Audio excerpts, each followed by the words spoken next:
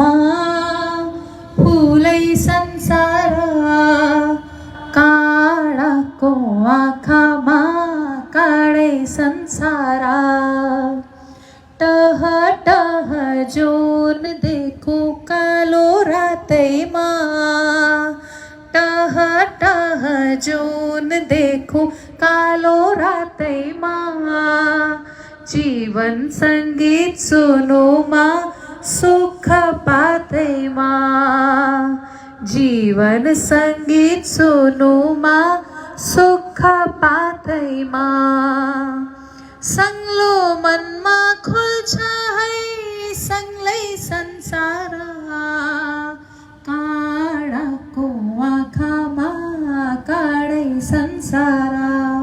आउनुहोस् मिलेर गाउँ।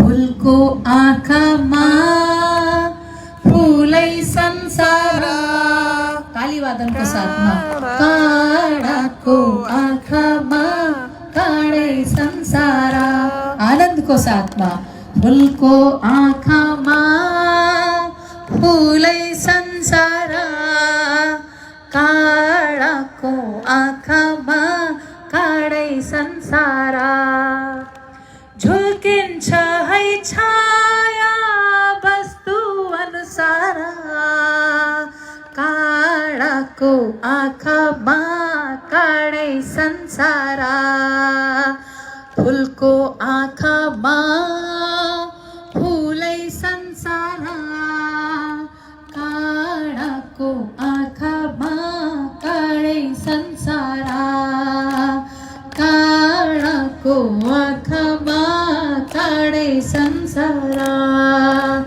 काळाको आँखामा काळै संसारा काळाको आँखामा काळै संसारा।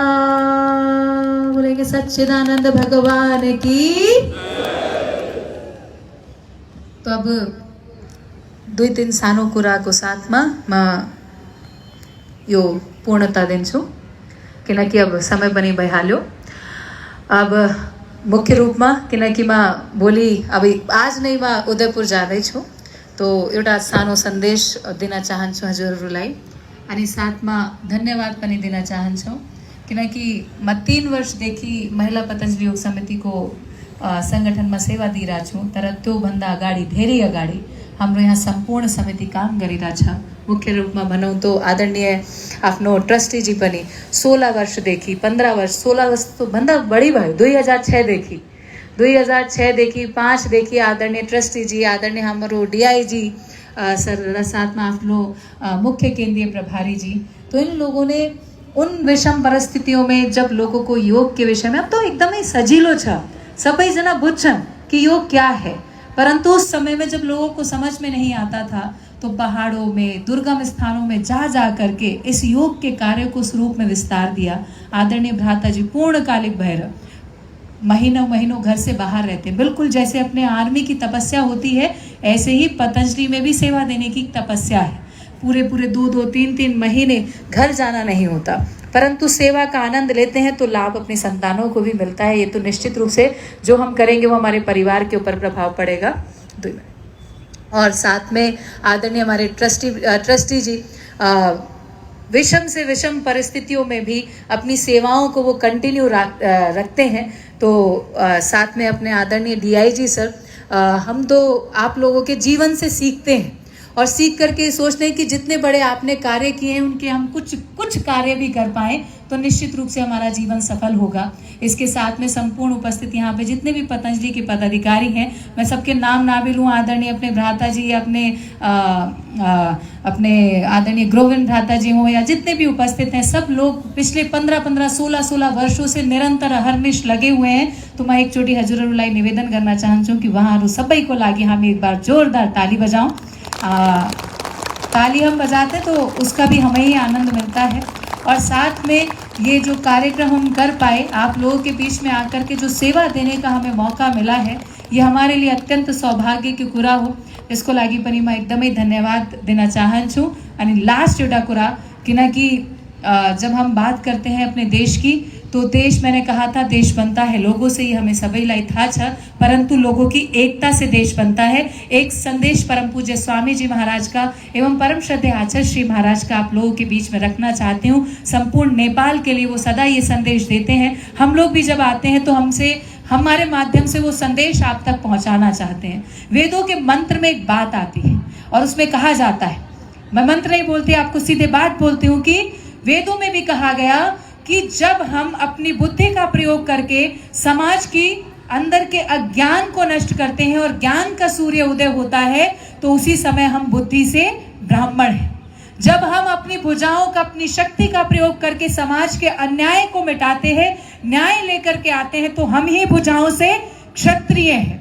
उसी प्रकार से जब हम समाज के अभाव को मिटाते हैं, भावों को पूरा करते हैं, तो हम ही वैश्य हैं। जब हम समाज की अपवित्रता को हटा करके पवित्रता लेकर के आते हैं, तो हम ही शूद्र भी हैं। ये सब कुछ हमारे अंदर है।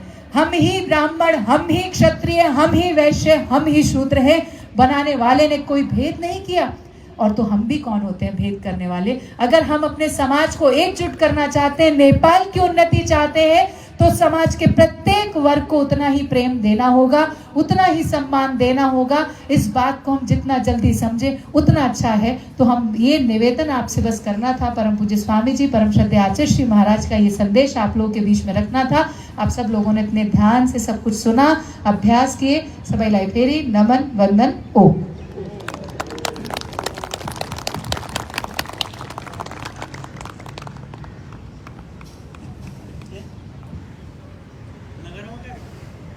अगाडि बढाउने कि नबढाउने?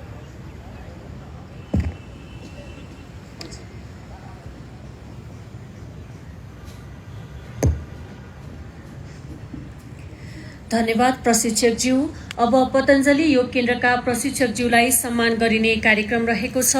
योग प्रशिक्षक पूज्य साध्वी देवादित्यज्यूलाई दोसल्ला र प्रशंसा पत्र प्रदान गरिदिनुहुन यस कार्यक्रमका प्रमुख अतिथि श्रीमान बलाधिकृतज्यूलाई हार्दिक अनुरोध गर्दछु।